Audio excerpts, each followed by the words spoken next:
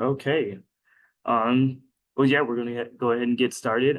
Hello, everyone, and thank you so much for coming to this month's Diverse Perspectives webinar, courtesy of the American Association. Yeah, American Society of Landscape Architects. My name is Joseph Powell, and I'll be hosting on Corrin Breeding today, a very special guest for our webinar series. So yeah, just to go ahead and get into it, I'll do a quick introduction.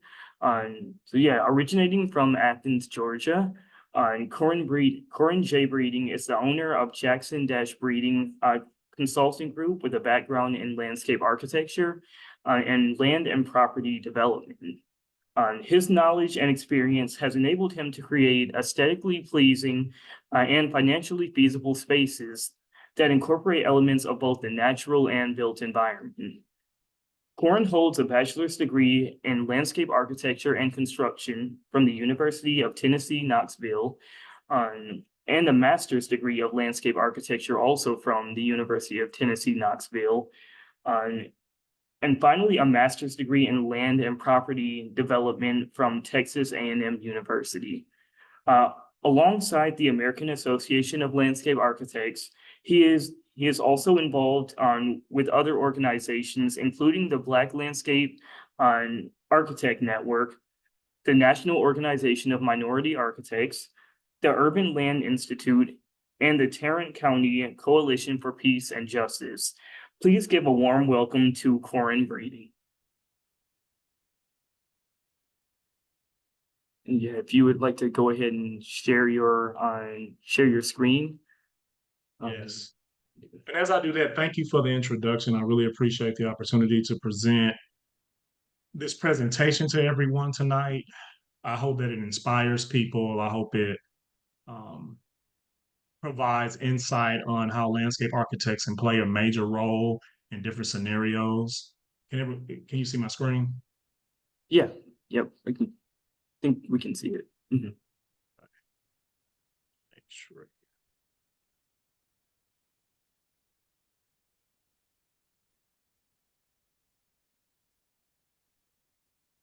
Okay. So I'll be presenting essentially my journey in landscape architecture tonight. I chose the title that it takes a village because in my early years, my upbringing, the people that I was surrounded by really poured into me. I'll say they also led me in the right direction to really appreciate mother nature, appreciate the finer things in life, and also just try your best in everything that you can do. And I also want to say that the professionals that poured into me early on during my career really helped me lay a great foundation for a career in landscape architecture and beyond. And that's essentially what I'll be showing you tonight.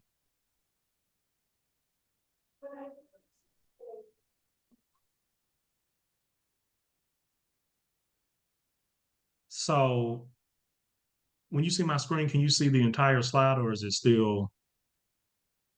No, I was actually going to comment on that. So I Okay. can see the slide, and then I can also see the notes off to Okay. the side. I apologize for that. Let me switch. If you're totally fine. That's what I thought. Sorry about that.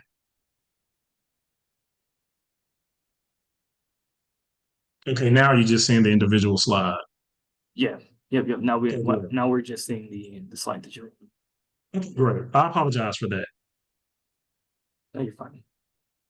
Okay, so what I'll be going over tonight, some childhood influences, the education that I embarked upon at the different institutions that were mentioned earlier, some of my early professional experiences while I was working for various companies, and then some of the recent projects that I've been a part of since I've been working for myself.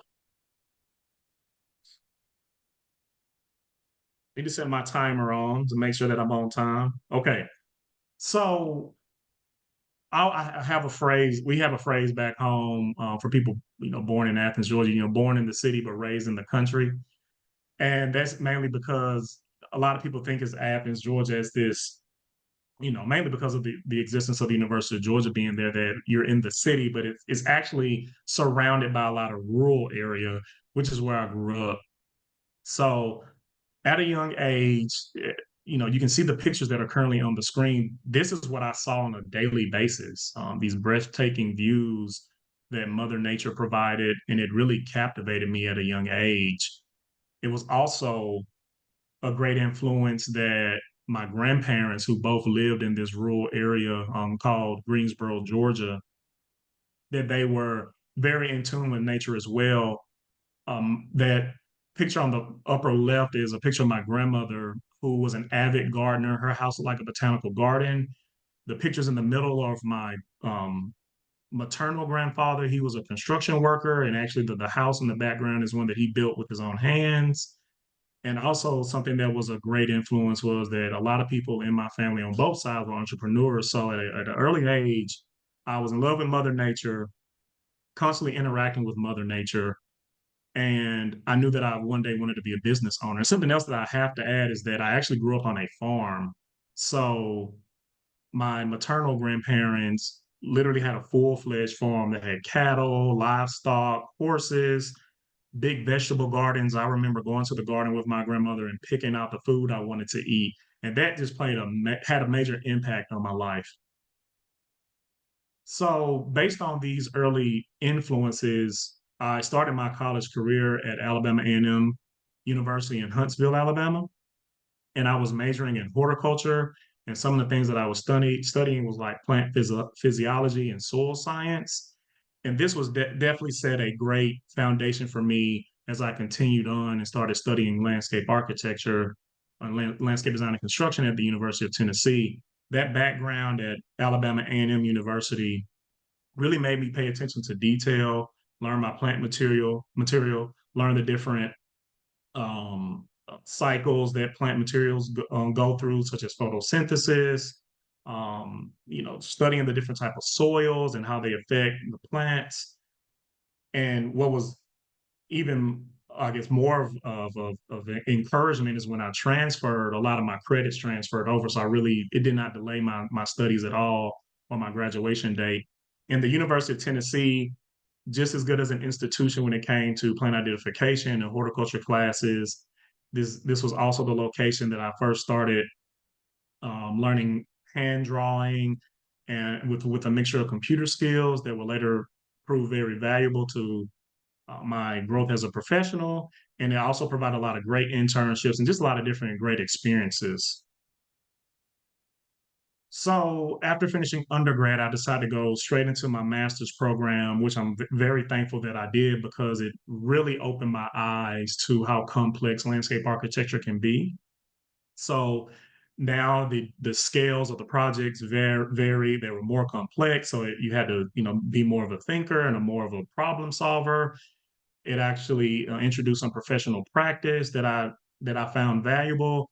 Also, some advanced computer skills and especially attention to detail. I had one professor that was really, really big on attention to detail. I mean, even down to why you put a specific plant in a particular location, you had to have an answer for everything. And being challenged at that level was really good for my growth. So these are some key experiences I had while at the University of Tennessee, particularly in my MLA program. I was able to get involved in some projects that actually made a big impact in the Knoxville area. The one was Easton Austin East High School courtyard in Knoxville. This provided me an introduction for advocating for landscape architecture as a profession, and then also interacting with the youth.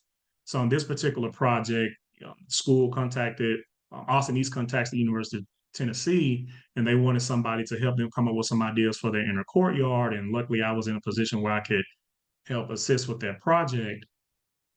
And essentially, through interacting with the students and through interacting with the staff, we found there was a big need to utilize this inner courtyard to help with some of the science courses they were having, where they were learning about ecosystems, plant material, the outdoor environment. So essentially, what I did in this design is I helped facilitate that, and I also introduced urban agriculture to the project based on some of the students wants, and urban agriculture will come up again and again throughout this presentation. And this was just a really good experience interacting with students, providing them with a high level of detail of what they could do in this courtyard. And once again, having this practice in grad school played a big role, as you'll see in future projects. And these were just some of the other visuals that I created to showcase what the courtyard could look like. Another very compelling project, and one that really set a great foundation for my future involvement in other fields, was my thesis project, where I concentrated on socioeconomic um, depressed neighborhoods around Knoxville, and in particular, some of these neighborhoods surrounded brownfield areas that were not being used. So, through this thesis project, I tasked myself with finding ways to not only find a way to incorporate these neighborhoods back into the city, provide opportunities that they didn't have, connect them with different neighborhoods of influence throughout the city, but I also had to find a way to remediate it. And through this process, I really got a good chance of doing some community engagement, identifying ways that the community wanted to be included, and also looking at different remediation techniques for brownfield areas, and also finding ways to involve the different people in the neighborhoods throughout the various stages of the project. And here's an example of that. They were asking for, we would love to help with the planting that could potentially create jobs. We would love to have some educational classes. We would love to have some pathways connecting us to different areas of the city, so we can not only, have different transportation method throughout, but also we would love to interact with other people throughout the city. So this has provided a great way to accomplish some of these goals. But this is the one comment that really, really stood out and really, really had a major impact on me. And it was the first comment that I received after presenting my thesis. There was someone that said, "You're thinking like a developer." And that always stuck with me because, to be honest, I did not fully understand what a developer did. And it always, something I always just remembered. I was like, one day I got to find out what a developer does and why this lady believes that I think like one. And you'll see later on that I actually found out in a very unique way. So just to kind of cover some of my post graduation and immediate work experience, I worked for a high end residential company. It was really cool because I got to work on projects like the Dooley residence. That's Vince Dooley, who was once an athletic director at University of Georgia, and I actually got to do some conceptual designs and some installation of the CEO of Zaxby's. That's a famous restaurant here. I got to work on his house as well. So that was really good experience from a residential perspective. And I also got to work at the University of Georgia Office of University Architects. And this is where I first got to work in a multidisciplinary work environment. And it was actually my first time interacting with a developer, and I got to work with this developer on the University of Georgia's College of Veterinary Medicine project, which was very eye-opening, really gave me a great idea of the full gamut of what we do, from conceptual design all the way to a fully built product. And it was here while I was at the University of Georgia that played a major role, because at the Labash conference this particular year was on the campus of University of Georgia, and one of the lectures that I sat in was titled "Why Landscape Architects Make the Best Developers." So after sitting in on that and talking with the presenter, he encouraged me to further seek more education at Texas A&M University, where he got his master's in land and property development. And this was a really, really great experience because essentially there's three main phases of development, which is, pre-development, then you have your construction phase, then you have your management or reversion phase. And of course, landscape architecture pretty much prepares you for some of the things that you see in the pre-development phase and construction phase. But what really was eye-opening for me was encompassing the entire gamut of all the different professionals that play a role in development, with the developer himself, architects, geotech, engineering, construction workers, general contractors. property managers. It really just gave me a great scope of the full development, um, it's the full gamut of development. So it was here that I also got a taste of land planning, which comes to play later in my career. Is that looking at large scale properties, working with architects and civil engineers on a consistent basis to come up with elaborate plans like this. This was a capstone project that we did where we assisted River Tree Academy with coming up plans for their future complex, which some of this got installed later on. Here's some other pictures of that. And once again, agriculture came. Agriculture is something that keeps popping up in this presentation. So having these different experiences from agriculture on a small scale to a large scale was a really good experience for me. And I also was able to intern during the summers with Brown and Gay Engineering, who was a very well distinguished land planning firm out of Katy, Texas. And this gave me the opportunity to be involved in some very large scale single family residential projects. This is an example of some of the work that I did during that internship. And once again, this was very great experience for me. So going on to professional practice after post school, my very first job out of grad school was actually with EJ Smith Construction Company.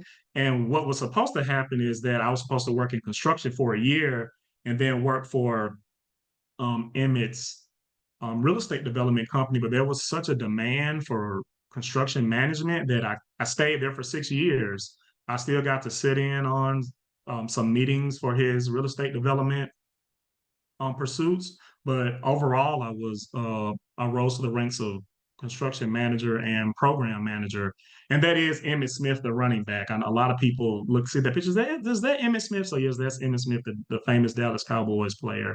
It was cool, really getting to know him. But the job itself was just once again eye-opening experience. This was my first time managing from the standpoint of a general contractor, large scale commercial developments, witnessing, construction methodology up close and personal like that. You learn so much. I think all landscape architects at some point should, get some experience in construction management because it just makes you a better designer overall because you see problems in the field that you normally wouldn't see in the office per se or behind a drafting table. There's always things going wrong and schedules getting moved around, and just knowing how to react to that real time really helps. I also got better at reading construction documents, and actually, because of my previous experiences with landscape architecture, there were sometimes we had to literally make quick details out in the field for approval during crunches, and also just learning how to manage people, time, and money. Some of the projects that I was involved in was like One Toyota North American headquarters in Plano. Beautiful landscape. Even though my company was not managing this particular aspect of the project, I made sure that any project that I was on, I always met the landscape architect, always witnessed the construction of the landscape because you just learn so much. It's another snapshot of the beautiful landscape there in between the buildings.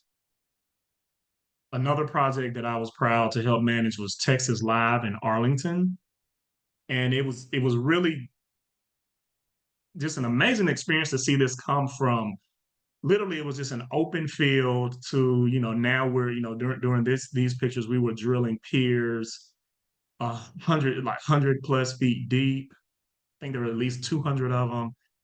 And then to finally, witness the grand opening of the project. And once again, I'm paying attention to the landscape elements. I'm meeting the developers. I'm meeting the architects. So I'm just getting different knowledge from all over.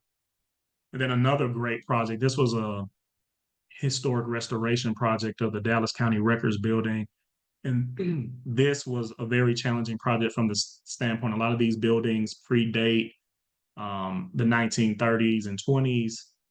And on construction projects like this, you're always finding something, from hidden foundations or you find something that that wasn't recorded that you have to stop and record and make sure that schedules moving correctly based on the different um, things that are going on, managing literally 1,000 plus people on a job. It was a challenge, but once again, another great experience that I could build upon. And also something else that I got to experience was working as an assistant manager for a real estate development company where I helped manage over 20 Dollar Generals being built during the span of time I was there. They were in different phases at different points, so not all of them were ground up when I got there. Some were, punched from all the way from we were doing the site analysis and trying to identify properties to build them, all the way, just punch list. But just to see that many projects and many different phases and being engaged in the management of that was once again very, very fulfilling for my career. During this entire time since I got out of school, I always still had a love for landscape architecture. So I made sure that I kept my skills fresh by continuing to seek work. I called it my 5 to 9. I was still doing landscape design, and every now and then I would still be involved in some great projects. Once again, to keep my skills fresh because I knew one day I wanted to get back into landscape architecture full time. And so this is an example of a residential project that I did for a builder working with a group of architects. The builder wanted to identify or come up with different, he wanted us to help him come up with different concepts for generational housing that blended the structures and landscape elements together. So I got to work with a group of architects on this project. So once again, working in a multidisciplinary um, situation where I get to interact with architects and engineers and builders and just adding to my knowledge base. Some more visuals from that. Another large pursuit that I was actually a part of during the same time frame is that being connected with developers because of my background. Once people found out that I was also a landscape designer, I was asked to join different efforts. So this was a opportunity in Chicago where we got to investigate in the Bronzeville and Lonsdale area, different vacant lots. And Chicago was going through a housing crisis at the time. So our team was actually got to go out to Chicago to identify different lots and come up with different scenarios based on if the lots were kind of scattered or there was a large blocks of land that where you could do development and just coming up with different scenarios for that. These are some of the visuals that we put together during our final deck. We identified a particular piece of property based on the criteria that the developer had required. Then coming up with, land use summary based on the product type.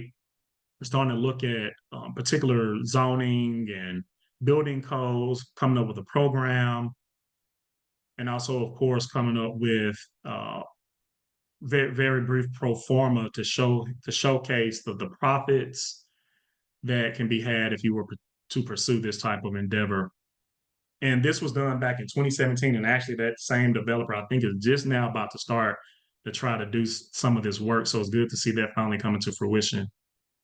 So around the time that I fin pretty much my term with the real estate development company was coming to an end, I had an opportunity to either go back into the workforce and find another opportunity either with a developer, a construction manager, or a landscape architecture firm, which I had plenty of opportunities to do that. But then also, I wanted to give a shot at uh, business ownership.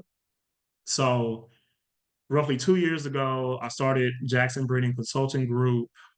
Basically, the name Jackson Breeding comes from my mom's maiden name is Jackson. My dad's last name is Breeding. So once again, the influence from the two families that I had, I decided to honor them and continue the legacy of business ownership in my family.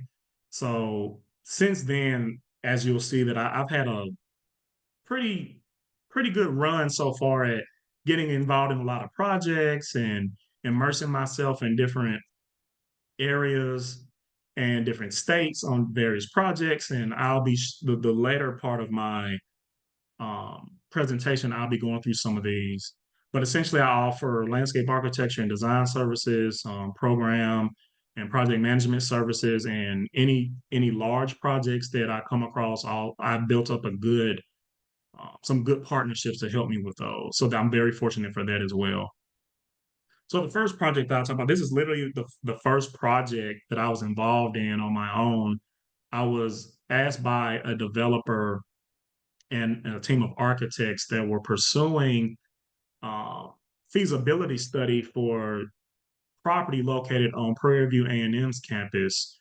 Prairie View A&M is a historically Black college located east of Houston, about 30 to 40 minutes east of Houston. I think it's one of the most grand institutions in the state.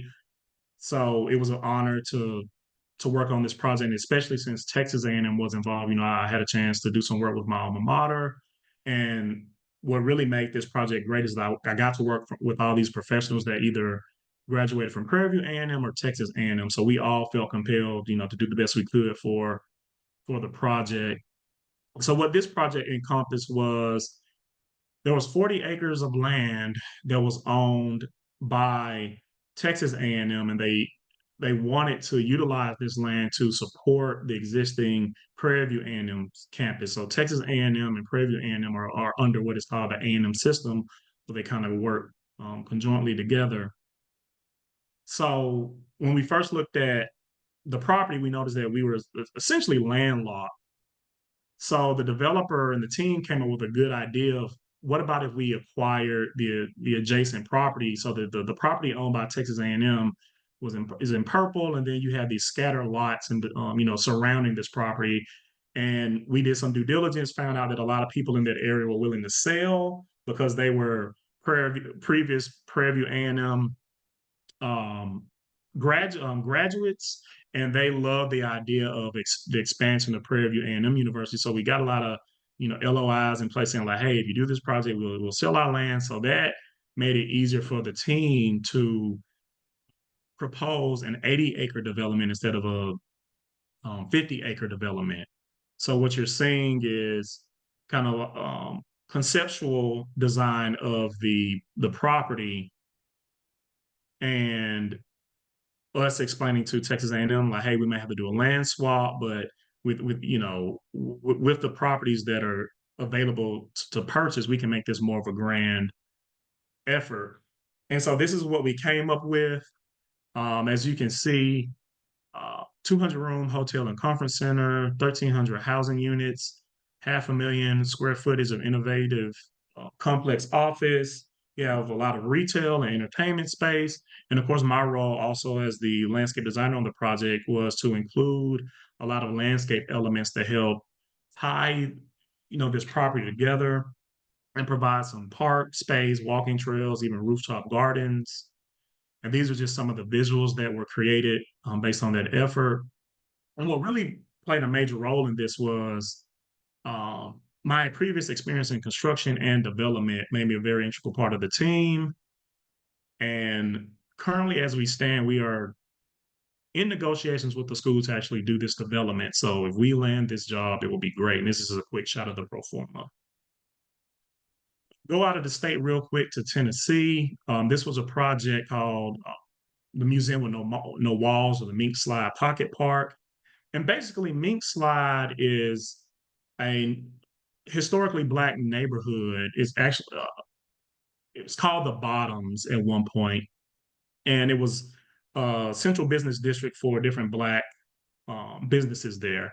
And there was a similar situation, like I'm not sure if y'all are familiar with Tulsa, Oklahoma race massacre, but where there was an attempt by the local or neighboring white community due to a dispute that took place. They were going to come down and try to burn down and damage the town, but the Black residents defended themselves, and famous people like Thurgood Marshall got involved to help exonerate some of these people once they were arrested. Eleanor Roosevelt got involved to help push some of the early civil rights effort in that town. But now, so what I was showing you at first is kind of what the downtown area looks like in comparison with to the East 8th Street area looks like. Not as not as much care has been given to it. And so now there's this revitalization effort. And through my efforts there, I pretty much provided some drawings to show how they can revitalize the area, looking at some existing streetscapes and how that can be um, revitalized so it's more walkable, it's more aesthetically pleasing. There are some roundabout spaces in the area, and actually proposed a Thurgood Marshall statue there in one of the future roundabouts because of his involvement in the, uh, I guess, the different scenarios that came out of that race riot, that they're calling it, that took place in that city.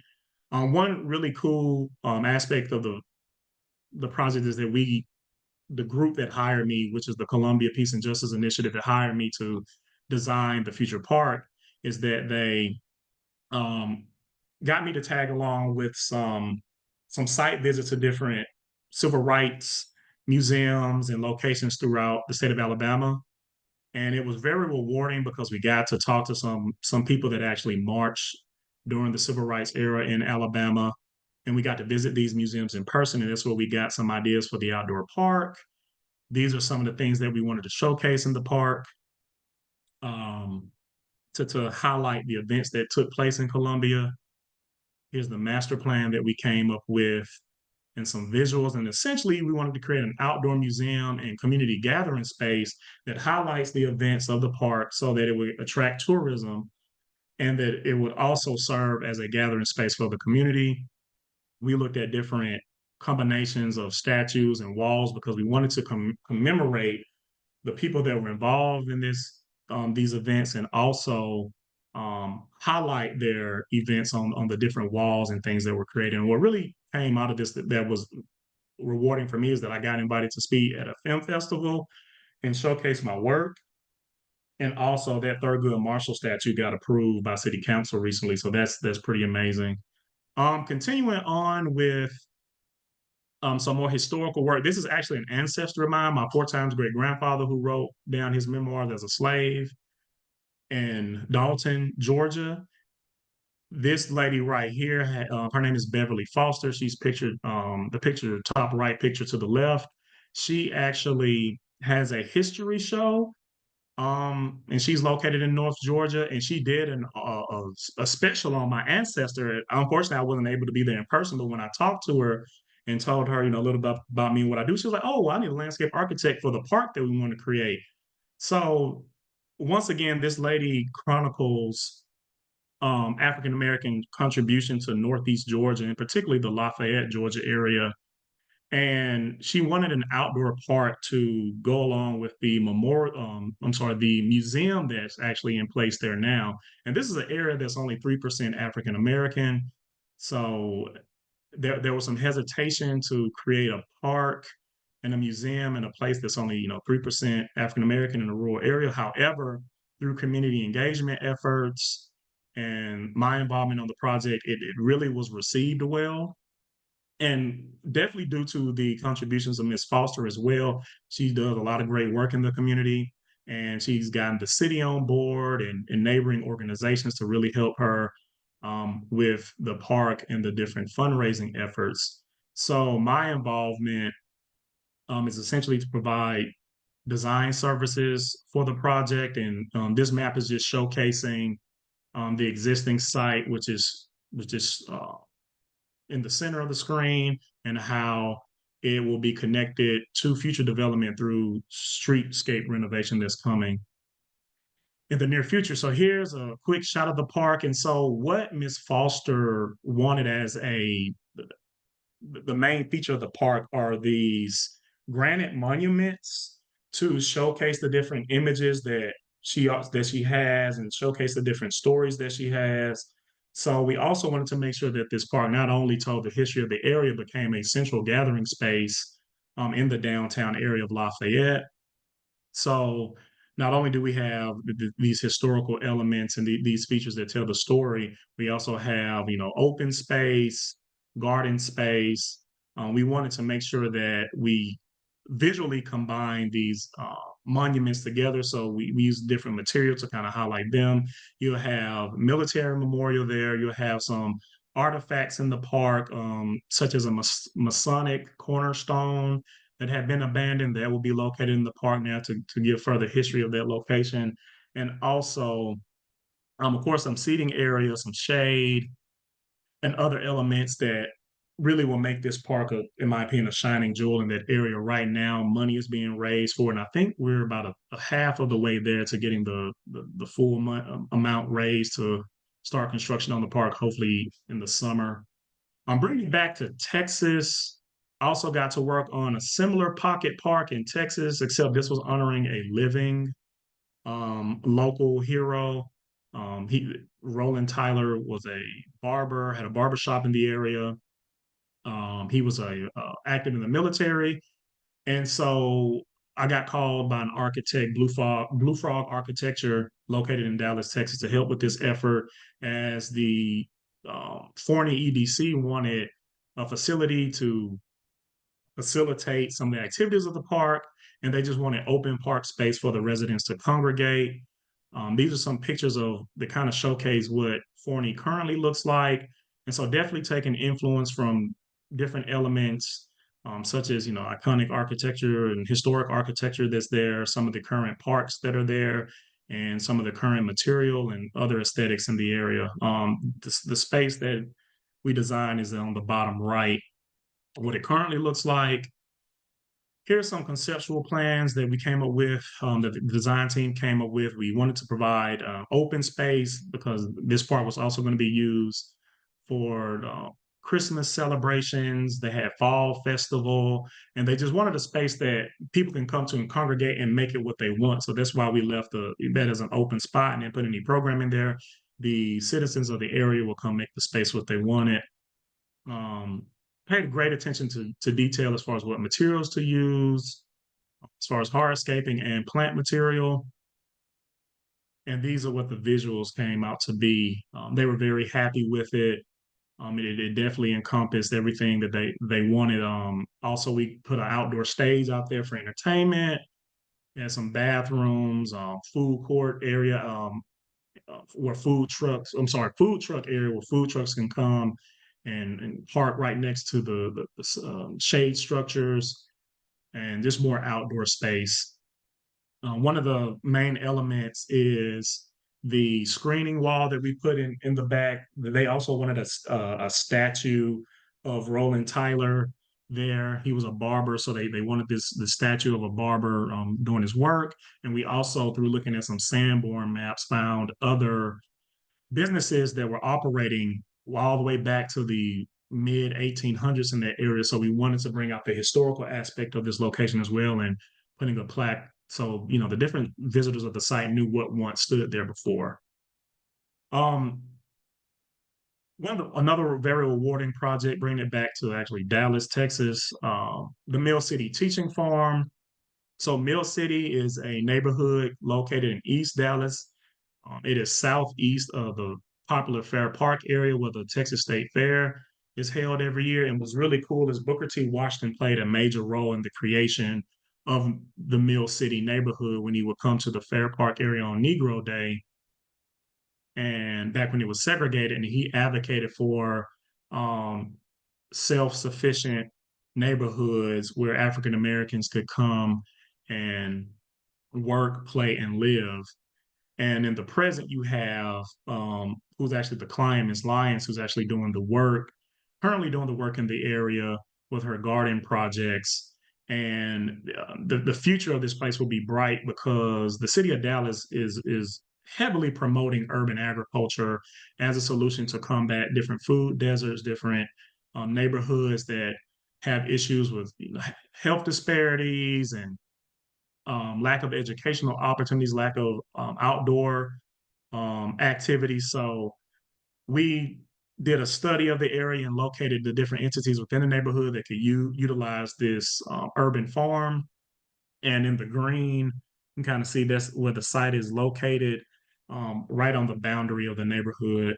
And what makes this project great is Ms. Lyons is already doing the work on a residential property that's adjacent to her home. and she's been doing that for over 10 years now, and she's been very successful. So it was very easy to, you know, get different organizations on board, as you'll see later with this project. And this is just to show the goals for the garden and how our goals align with the city's goal. They put out an urban agricultural comprehensive plan earlier that year, and they were on board for it. And here's a quick snapshot of the master plan.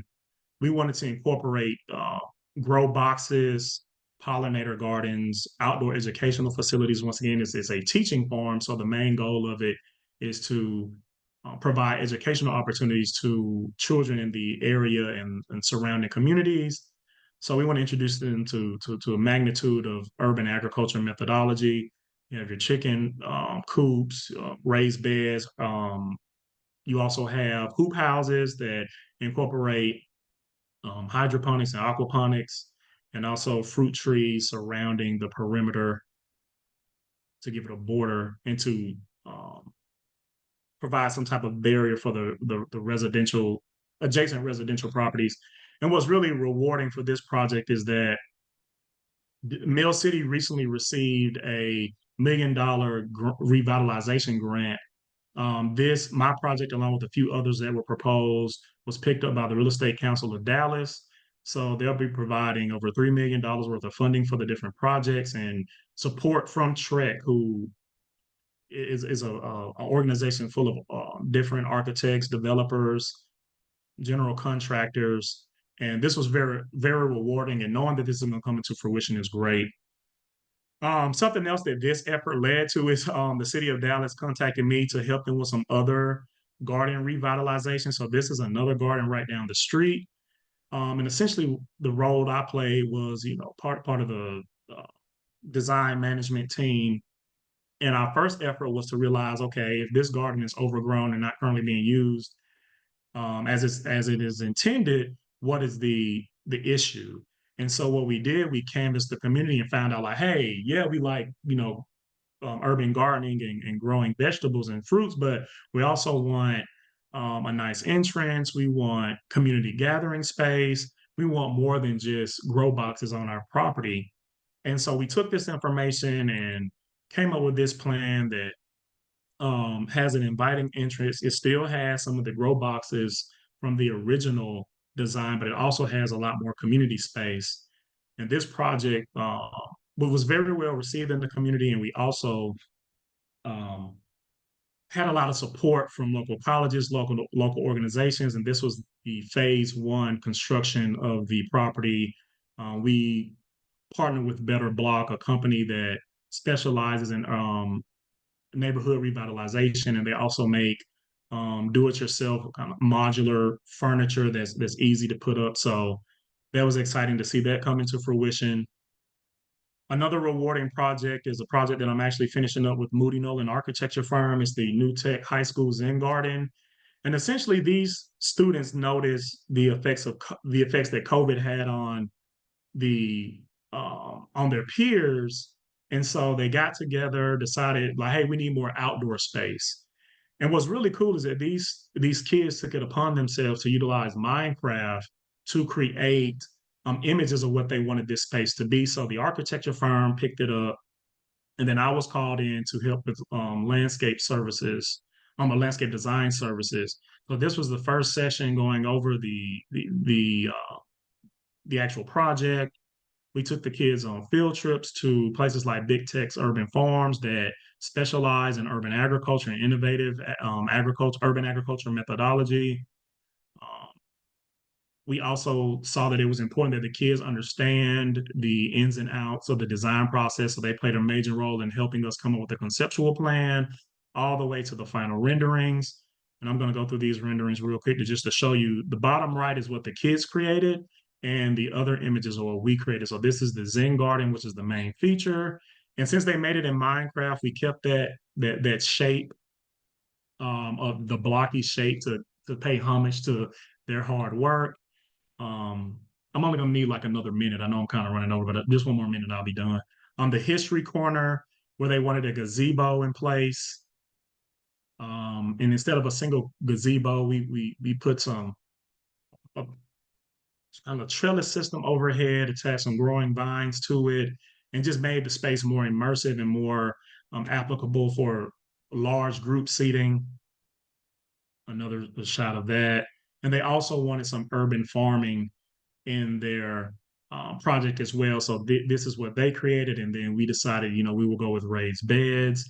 And what's really cool, we'll be presenting this project to the student body, the final drawings next week. So I'm excited about that and looking forward to that. So the last few slides, I'm just showing my current research that I'm doing. So I was asked by a mentor of mine who does a lot of research with historical structures in the African American community, particularly Black churches. And he was like, "Hey, why don't you co-write a paper with me, and we can talk about Black churches and their relationship to Black cemeteries."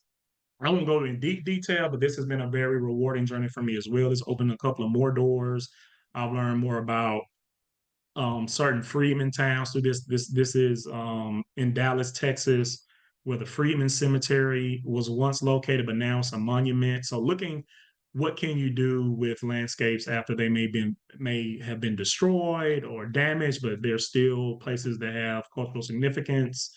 I got to meet Miss Mona Pierce, who is currently fighting to keep her family burial land intact in Midland, Georgia, and also got to see the different ins and outs of the physical aspects of African American cemeteries pre-emancipation. This is an example of one in Baton Rouge. And one great thing that came out of this was that I got to present this information at the Southeast Society of Architectural History Conference in Little Rock this past year, and it was well received. I've been asked to speak on a few podcasts, and we're trying to get our uh, publication or our paper published. That is the end of my presentation. Sorry, I kind of had to rush through at the end. I had a lot of content to show, and I just want to thank you for the opportunity to show everything that I'm currently involved in. And yeah, ready for questions. Nice, nice. Yeah, no need to apologize. It was a lot of great content. Thank you so much for the wonderful presentation. It was very, yeah, very informational. And yeah, now I would like to open it up to folks, if they have any questions, please type it into the Q&A box, and I can read the questions aloud to get them answered. And if not, though, I have a couple questions of my own as well. So, oh, wait a minute.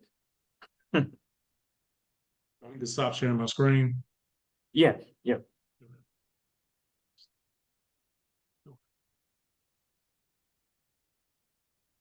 Yeah. Well, I'll go ahead and ask one of mine then. Um, so yeah, based on your experience in construction development, it seems like you had a lot of experience in working with buildings. So do you believe that on that your experience there sort of affected the way that you think about designing on landscapes that surround those buildings, especially landscape features like planting boxes or whatnot that are close to structures? Most definitely. One of the I think the main um, factor that kept reoccurring in the different construction projects I was on is that these were in very public places. They would see a lot of different people in and out of the building, so there was always this need to make sure that the edges of the building were beautified and were attractive, and being able to witness how plant material enhanced building facades, making sure that you chose the right material to include next to the building. I mean, like for example, here in Texas, it gets very hot, so you're making sure you choose natural plant material, making sure that you choose um, material that complements the existing landscape, materials that can, survive around a lot of concrete being poured around it, and even to the point where, there were some projects where a horticulturist or an arborist were hired to make sure that the proper plant material was installed, and also protecting the existing plant material. So it played a major role. Choosing the right plant material played a major role in the construction of these buildings because, fortunately, a lot of the architects and developers involved realized the important role that landscape played, and they understood that you can really enhance a space based on what landscape is around it. Okay, nice. Thank you so much. Yeah, sounds great. So we have a question from Joshua Powell on here. Um, so how has your experience as a developer and construction manager influenced your communication efforts with other AEC professionals, such as architects and engineering professionals?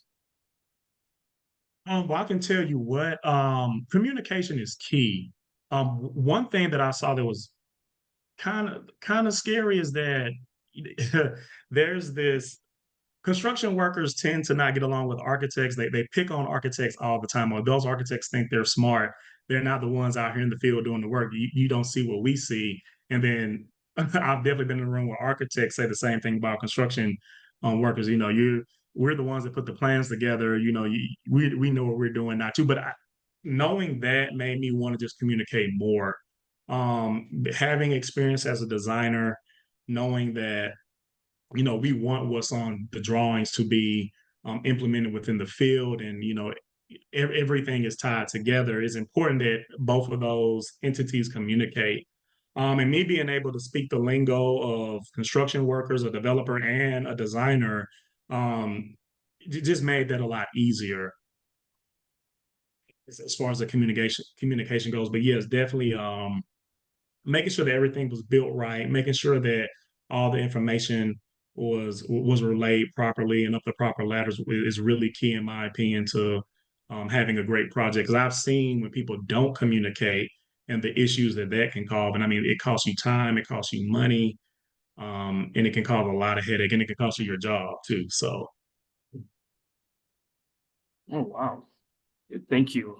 So we also have one more question from anonymous attendee. I think this will be maybe our last question on if it sort of takes us to on 7 p.m. But what encouraged you while pursuing your other two degrees, and how did you make the decision to pursue it with your landscape background, your landscape architecture background? so my first two degrees, the landscape design and construction and landscape architecture, were definitely planned. Like I had planned to pursue both of those. I wanted to because I wanted to enhance build upon the skill set that I built upon undergraduate. And I just felt like to really, really become a well-rounded designer, I needed to go through the master's program route. It was never part of the original plan to become a developer or study development. That kind of came from the standpoint that I saw the control that the developer had on the project and the amount of knowledge he had. And I was like, I want to be like that guy. And I also saw, once I started working in the real world, that usually during budget constraints, the first thing that's cut is the landscape because it's not seen as important as some of the other elements, or people feel like they can really cut corners on the landscape. So I wanted to be in better control of changing that narrative and show like why landscape is important. And I'm very fortunate to be able to do that right now. I work with a lot of developers, and I advocate for why landscape architecture is important. And luckily, policy and then some of the things that we're seeing in the environment as far as our impact on the environment are also reinforcing that as well, why we're important. Nice, nice. Yeah, I love the idea of being a well-rounded designer. It's really impactful. Would you like to take one more question? Sure, Um, sure. okay, okay. So this one is again from Joshua Powell. On how did you navigate your first opportunity as an independent developer, and what gave you the courage to strike out on your own? I'm interested in construction and development as well, but I don't know where to start. Um, well, to answer the first question, what kind of inspired me to strike out on my own? In undergraduate, I had the opportunity to work for a residential designer who let me design my own projects. He was like, "Hey, I'm turning you loose. You do your own design. Prove to me that you can do it." And once the first design idea was installed, I was like, wow, like I actually got to install something. So that influenced me. Plus, seeing my family members that were entrepreneurs. So like I saw entrepreneurship since I was a baby. So it wasn't anything foreign to me, and I saw the positive aspect that it had on my family dynamic. So I knew it was something that I wanted to pursue. And what was the second? Can you repeat the second question? Yeah, yep. Actually, that was the second question, but the first Oh, I'm one was sorry. on how did you navigate your first opportunity as an independent developer? Oh, as an independent. So I have not done any development on my own as a business owner. I have been involved in with developers, mainly helping with their due diligence, helping with land planning. So I come from that angle. But once again, having the experiences that I've had, working with some really good people that wanted to see me grow and learn and experience different things, like that played a major role too. And like being around the right people that will give you the opportunity, who want to see you succeed and who believe in you, that played a major role too. And then I will also say that me having gone to school with a lot of developers and them seeing my work in school, gave them confidence to give me a shot when they started their own development on the side. Like I'm literally helping one of my classmates right now, with a land planning effort for 200 something plus acres north of Dallas.